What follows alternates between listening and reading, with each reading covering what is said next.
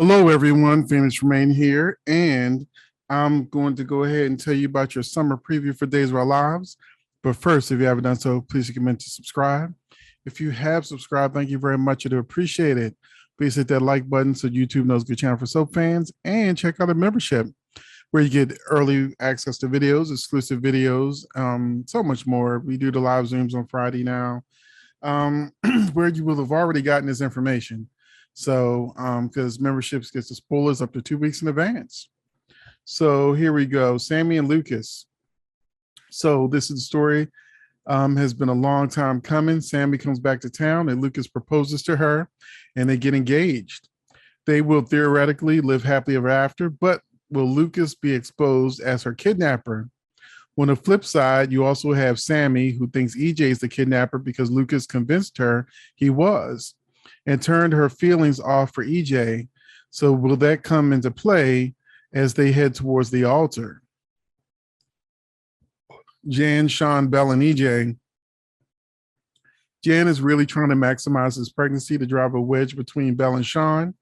Belle makes a pretty drastic decision to file legal separation to create clarity in a very messy situation.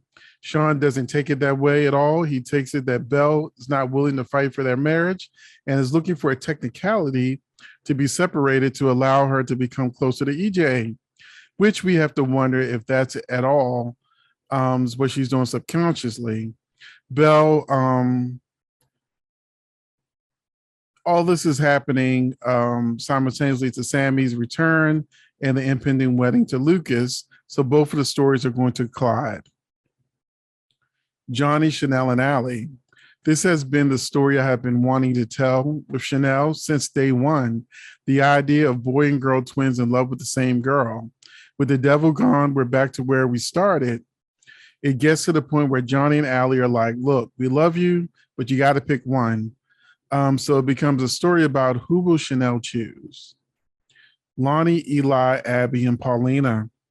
We know that Abe has his doubts about the legitimacy of the story about Paulina shooting TR, and Eli knows that Lonnie is the shooter and tells Lonnie to keep quiet, but Lonnie's guilt continues to eat away at her. She has visions of TR taunting her about what she did, so we will wonder if she's going to come clean. Meanwhile, when Paulina finally makes bail, she and Abe decide to get married, and they don't want to wait. The wedding coincides with Juneteenth, and we wanted to find a way to celebrate that. So we're building toward this wedding, but we also have Lonnie growing uneasy with keeping the secret. Xander and Sarah. She's fully Sarah, and Gwen has been put away, and they're finally in a place to enjoy their happiness. But because it's a soap opera, you have to give them a little conflict. So there are after effects of the drug that continue to become an issue for the two of them. It doesn't really have to do with her feelings for Xander, but it potentially will grow into a bigger problem and impact another big story that's happening on the show. So I really think that's the feeling she had when she was displaying a little girl, and she really, really wanted Eric, and she wanted to marry Eric. And I think that the other storyline that's going on that will impact is the Eric, Nicole, and Rafe story. So Eric, Nicole, and Rafe. Nicole and Rafe got engaged and wonder if Nicole is committed to Rafe to put an end to any hopes or dreams that she has about Eric. Roman urges Eric to tell Nicole how he feels, but will he take his father's advice and express himself to Nicole before it's too late?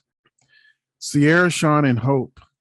Ben and Sierra, who weathered the storm of the devil trying to take their baby, are enjoying being new parents and are still reckoning with Clyde's living with them.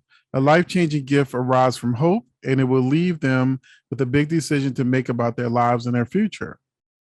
So we are about to find out whether or not Ben and Sierra are leaving the show until, Beyond Salem Part 2. So the rumors have been swirling that this is potentially their exit storyline, but they'll just be popping in, sporadically. And finally, we have the murder mystery. If all that was not enough, there's still going to be the shocking murder that will rock Salem, and the suspect list is a mile long. So in the comment section, I want to ask you, who do you think is going to be murdered. We know that Abigail is a character that they said is going to be murdered this summer, but you know, uh, killing Abigail wouldn't have a suspect list a mile long. Killing Gwen would, killing Leo would, and yeah, Gwen and Leo. So I don't know anybody else who right now is such a villain that they could be on that list too. But let me know in the comment section what you think, and I'll see you in the next video.